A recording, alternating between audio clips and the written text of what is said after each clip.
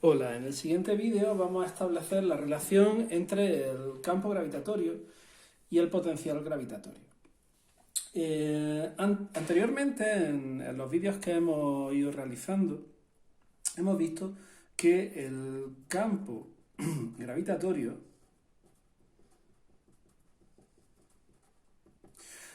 puede analizarse desde un punto de vista dinámico, es decir, desde el punto de vista de las fuerzas, de las interacciones, a través del vector intensidad de campo gravitatorio G. Y también hemos visto que puede analizarse desde un punto de vista energético, a través del potencial gravitatorio V sub G.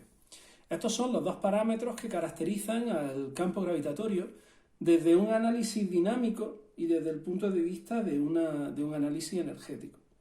Por tanto, si estos dos parámetros caracterizan al campo gravitatorio, parece lógico pensar que tienen que estar relacionados de alguna forma, tiene que existir alguna relación que exprese, o alguna expresión que exprese, valga la redundancia, la relación entre el parámetro que caracteriza de forma dinámica el campo gravitatorio, el campo G, y el parámetro que caracteriza desde el punto de vista energético, el potencial gravitatorio, al campo gravitatorio. Esta relación, la relación campo-potencial, es una relación genérica que viene expresada para todos los campos conservativos. Esta relación campo-potencial,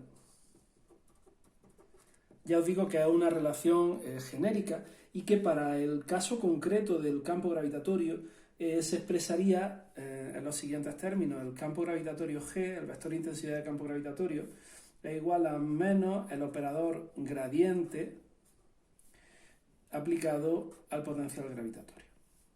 Esto, el operador gradiente, es un operador matemático que expresa la variación de este parámetro en las tres direcciones del espacio. Por tanto, esta expresión vendría a decir que el campo gravitatorio es la variación del potencial gravitatorio en las tres direcciones del espacio. Este operador, que es un operador, es un operador matemático, exigiría, la utilización de esta expresión exigiría plantear una ecuación en términos de derivadas parciales, puesto que tendríamos la variación del potencial gravitatorio en la dirección del eje X, en la dirección del eje Y, en la dirección del eje Z. Y ese tipo de planteamientos exceden los aspectos básicos del curso de segundo de bachillerato. Por tanto, lo que vamos a hacer es una simplificación de esta ecuación general. Vamos a realizar un análisis simplificado teniendo en cuenta o considerando que el campo gravitatorio varíe únicamente en una dirección. Vamos a hacer un análisis en el que el campo gravitatorio, repito, solo se esté modificando en una única dirección. Es decir, tenemos un campo gravitatorio dirigido solo en la dirección del eje X, solo en la dirección del eje Y o solo en la dirección del eje Z. Y si, por ejemplo, suponemos que, elegimos la dirección del eje X, es decir, vamos a pensar que el campo gravitatorio solo está variando en la dirección del eje X, en esa situación en concreto, nosotros podríamos encontrarnos. ¿Esto qué significa? Pues esto significa que nosotros tenemos un campo gravitatorio, por ejemplo, horizontal, y que nosotros vamos a tener distintos puntos del medio que están afectados por esa variación del campo gravitatorio. Nosotros vamos a tener un campo gravitatorio dirigido en el eje X. ¿Esto qué implica? Que, por ejemplo, si yo tengo dos puntos, este es un punto A y esto es un punto B, pues el campo gravitatorio entre esos dos puntos va a tener esta dirección. Este punto va a tener un potencial V gravitatorio A y este punto va a tener un potencial V gravitatorio B, y van a estar separados una cierta distancia entre este punto y este punto. Va a haber una cierta distancia que nosotros vamos a llamar, por ejemplo, delta X. En esta situación determinada, esta ecuación va a quedar recogida de la siguiente forma, o va a quedar simplificada de la siguiente forma. El campo gravitatorio en módulo, el módulo del campo gravitatorio, va a ser igual a menos la variación del potencial gravitatorio dividido entre la variación, la distancia recorrida en el eje X.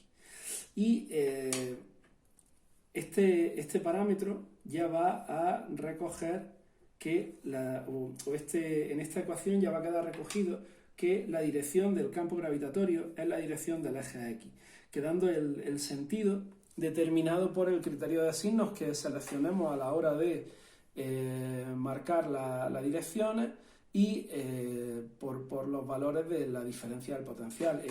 En la aplicación de esta ecuación vamos a tener, si queréis lo podemos poner aquí, que G, el campo gravitatorio,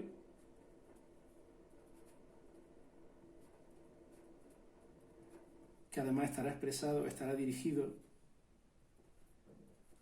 solo en el eje X, contenido en el eje X, ya sabéis que se expresa en newton partido por kilogramo o en metro partido por segundo al cuadrado.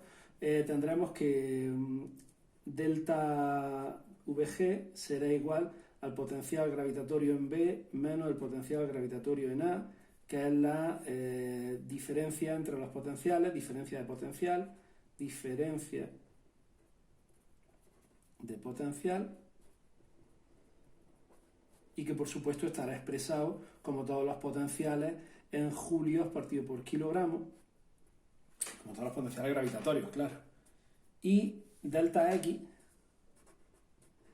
será la distancia entre el punto A y el punto B, y por supuesto está expresado en metros porque es una distancia. ¿De acuerdo? Entonces estos son los tres parámetros que aparecen en la ecuación que nos va a permitir relacionar el potencial, en este caso la diferencia de potencial entre dos puntos, con el valor del campo gravitatorio dirigido entre esos dos puntos. De esta ecuación, además, vamos a poder extraer dos conclusiones que son muy importantes, son muy relevantes. La primera de estas conclusiones que vamos a poder extraer a partir del signo en concreto de esta expresión, de esta y de esta aplicada al eje X, es que el campo está dirigido hacia donde disminuye el potencial. ¿Esto qué significa? Que el campo, la dirección del campo gravitatorio, bueno, la dirección no, porque la dirección viene determinada por el eje en el que está variando el campo gravitatorio.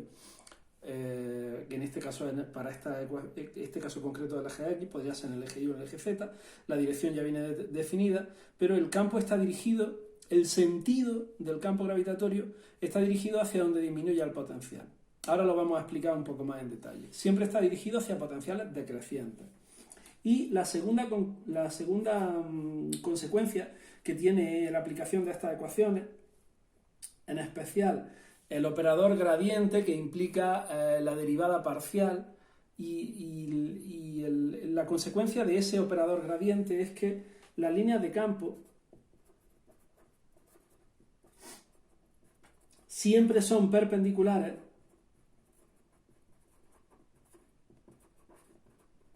a las superficies equipotenciales.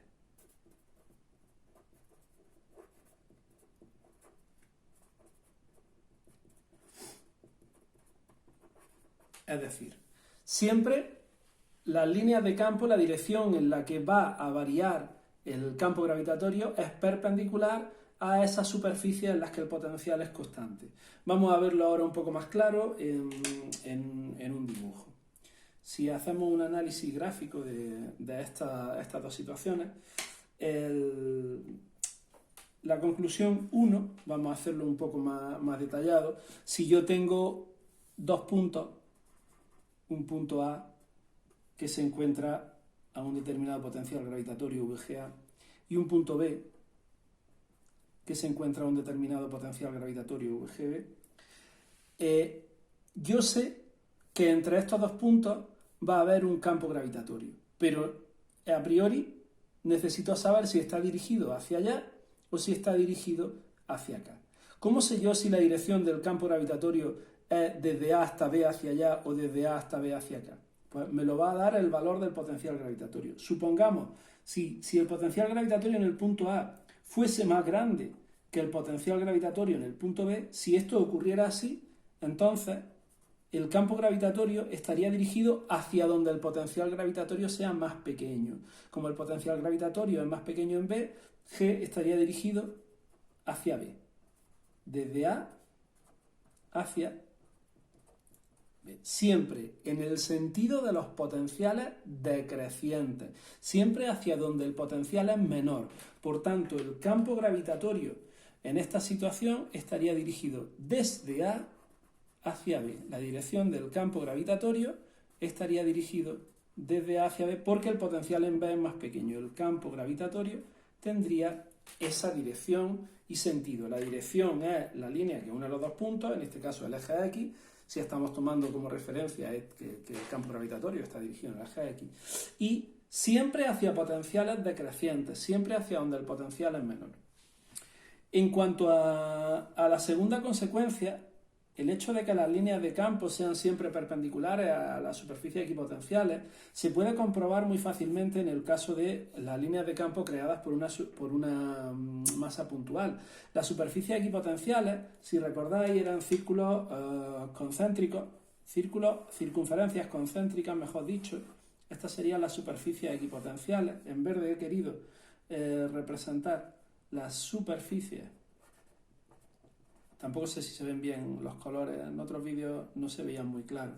Superficies equipotenciales. Y las líneas de campo eran radiales, recordamos, radiales y dirigidas siempre hacia la masa.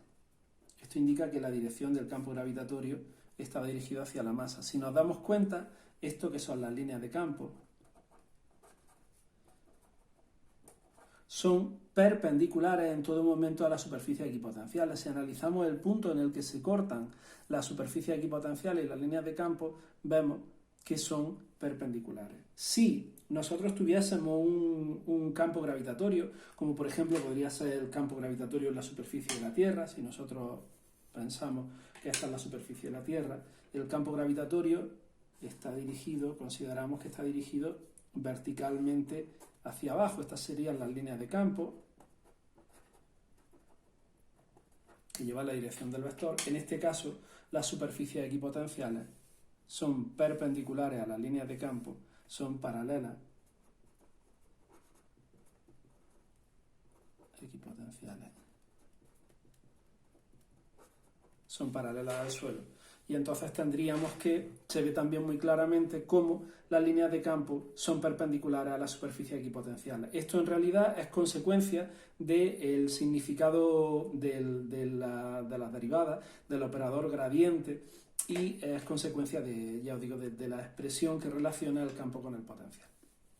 Por tanto, la relación entre el campo y el potencial viene determinada por el operador gradiente, aunque a efectos prácticos nosotros lo que vamos a utilizar va a ser esta expresión reducida a la variación del campo gravitatorio en una única dirección, en la dirección de un único eje. Esta va a ser la ecuación que nosotros vamos a tener que aplicar en los problemas o en los desarrollos teóricos, en el que el campo gravitatorio va a ser igual a menos la variación de potencial partido por la distancia que separa los dos puntos que estamos considerando. Y además esto implica que el campo gravitatorio siempre va a estar dirigido hacia los puntos que se encuentren a menor potencial. Esto ya lo habremos aplicado a una serie de ejercicios numéricos y desarrollos teóricos.